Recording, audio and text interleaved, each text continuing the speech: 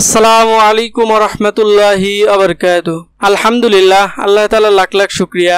আমাদের প্রতিদিন এরকম পানির ভিতর দিয়ে বিলে থেকে ঘাস আনতে হয়। একদম আমাদের বাড়ির সামনে রাস্তা থেকে শুরু করে বিল পর্যন্ত পানি, চড়ার ভিতর দিয়ে হাঁটু পানি, আর বিলের যে নিচে খাল আছে খালের ভিতরে আমাদের প্রায় গলা পানি। এরকম পানির ভিতর দিয়ে যাওয়া এবং আসা খুব কষ্টের। তারপরে যদি থাকে আরো ঘাসের বোঝা, আসলে প্রচুর কষ্ট করে আমাদের এখান থেকে ঘাস নিয়ে যেতে হয়। যদিও আমাদের নতুন 2টা ঘাসের বই আছে, কিন্তু সেখানে নতুন ঘাস লাগানোর কারণে খুব বেশি ঘাস হয় না।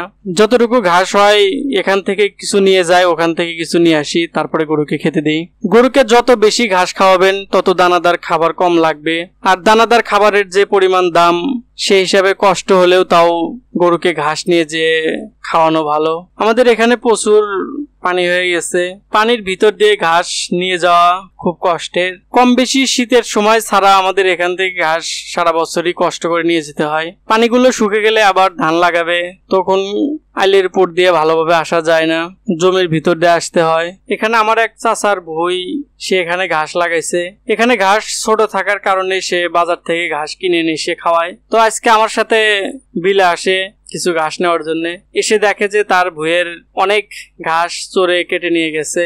সে বলতেছে যে দেখো এত ঘাস চোরে কাটছে, তাহলে আমরা গরুকে কি খাওয়াবো। আসলে ঘাসের যত্ন নিতে হয়, সার দেওয়া লাগে, আগাছাগুলো পরিষ্কার করতে হয়। এত কষ্ট করার পরেও যদি চোর এসে এখান থেকে ঘাস কেটে নিয়ে যায়, আসলে কিছু বলার থাকে না। আমার ঘাস যখন ছোট ছিল তখনও প্রচুর ঘাস চোরে চুরি করছে। তো এখন একটু বড় হওয়ার কারণে, একটু বাড়তি হওয়ার কারণে ঘাস চোরে নেয় না। খামারিদের জীবন সহজ নয়, খামারিদের প্রচুর পরিশ্রম করতে হয়। আর যারা নিজেরা খামারে পরিশ্রম করে না তাদের খামার একসময় বন্ধ হয়ে যায়। আমি একটা ভিডিওর মধ্যে দেখেছিলাম যে তারা 20 বিঘা জমির মধ্যে খামার করেছে, ডেয়ারি ফার্ম। তো তারা শ্রমিকের বেতন, তারা দানাদার খাবারের উপর নির্ভরশীল ছিল, প্রচুর দানাদার খাবার খাওয়াইছে। তাদের ঘাসের জমিও খুব বেশি ভালো না দেখলাম, একদম আগাছা দিয়ে ভরে গেছে। আসলে খামারে শ্রমিক বেশি কাজ করতে চায় না। খামারের লোক নিয়ে কাজ করবেন, তারা সঠিকভাবে কাজ করবে না। তারা বলতেছে যে খামারে 2 লক্ষ টাকার উপরে লস প্রত্যেক মাসে, তারা খামারটা বন্ধ করে দেবে, সব গরুগুলো বিক্রি করে দেবে। আসলে নিজে পরিশ্রম না করলে, পর্যাপ্ত ঘাস না থাকলে খামারে সফলতা অর্জন করা খুব কঠিন। আরেক ভাই বিদেশ থেকে এসে গরুর খামার করেছে। ওই ভাই বলতেছে যে আমি বিদেশেই ভালো ছিলাম, ওখানে কাজ করতাম আর মোবাইল নিয়ে ইউটিউবে ভিডিও দেখতাম, কে কত টাকা লাভ করেছে, কে সফল হয়েছে। আসলে সবাই সফলতার গল্পটাই তুলে ধরে, ব্যর্থতার গল্প কেউ তুলে ধরে না। সে বলতেছে যে আমি ওখানে যে পরিশ্রম করি তার চেয়ে ডাবল পরিশ্রম এখানে করতে হয়। তো ওখানে মাসে মাসে সে ভালো বেতন পেত, কিন্তু গরুর খামার করার পরে তার মাসিক কোনো ইনকাম নাই। আসলে গরুর খামারে প্রচুর ধৈর্য ধারণ করতে হয়, প্রচুর পরিশ্রম করতে হয়। যারা প্রবাসে আছেন বা দেশে চাকরি বাকরি করছেন আর ভাবছেন যে একটা গরুর খামার করবেন, তারা অবশ্যই ভালোভাবে বুঝে শুনে আসবেন। এখানে প্রচুর পরিশ্রম করতে হয়, এখানে ধৈর্য ধারণ করতে হয়।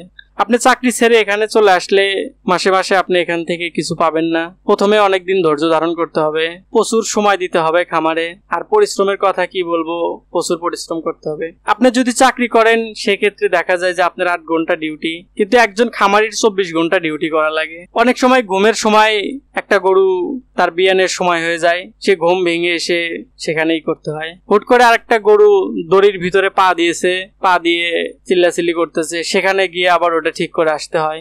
আবার দেখা যায় ছাগল ডাকাডাকি করতেছে, সেখান থেকে আবার সময় দিতে হয়। আসলে খামারে প্রচুর পরিশ্রম করতে হয়।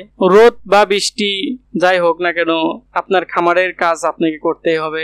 আর যদি লোক নিয়ে কাজ করেন সেক্ষেত্রে আপনার খামারের লস হওয়ার সম্ভাবনাই খুব বেশি। আল্লাহর কাছে শুকরিয়া যে আমরা ইউটিউবে দেখে অনেক বেশি দিয়ে শুরু করি নাই, আমরা অল্প দিয়ে শুরু করেছি এবং ধীরে ধীরে কাজের অভিজ্ঞতা, পরিশ্রমকে ধীরে ধীরে মেনে নিচ্ছি। যদি আমরা হুট করে বেশি দিয়ে শুরু করতাম তাহলে আমরা হয়তো খামার বন্ধ করে দেওয়া লাগতো। কিন্তু আমাদের অল্প গরু থাকার কারণে অল্প ঘাস লাগে, আমরা ধীরে ধীরে ঘাসের জমি বাড়াইতেছি। আসলে খামার শুরু করাটা সহজ, কিন্তু খামার দেখাশোনা, পরিশ্রম করা, খামারে সময় দেওয়া, ধৈর্য ধারণ করা, এগুলো খুব কঠিন। আমরা এখান থেকে যে ঘাসগুলো নিয়ে যাই তার প্রায় অর্ধেক ঘাস আমাদের ছাগলই খেয়ে ফেলে, আর ছাগল প্রচুর ঘাস নষ্ট করে। তারপরেও দেখা যায় আল্লাহ ভরসা, সবকিছুরই অভিজ্ঞতা থাকা দরকার। আমাদের এখানে বিলের পাড়ে ঘাসের মোথাগুলো তুলে আবার লাগাতে হবে, যেহেতু মোথাগুলো অনেক উঁচু হয়ে গেছে।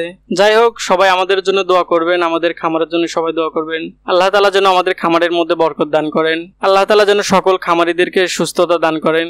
যারা শুরু করতে চাচ্ছেন অবশ্যই চিন্তা ভাবনা করে পরিশ্রম করার নিয়ত করে শুরু করবেন, আর যারা শুরু করেছেন তারা হাল ছাড়বেন না। হাসবুনাল্লাহু ওয়া নি'মাল ওয়াকিল। বান্দার জন্য আল্লাহ তাআলা যথেষ্ট। আসসালামু আলাইকুম ওয়া রাহমাতুল্লাহি ওয়া বারাকাতুহু।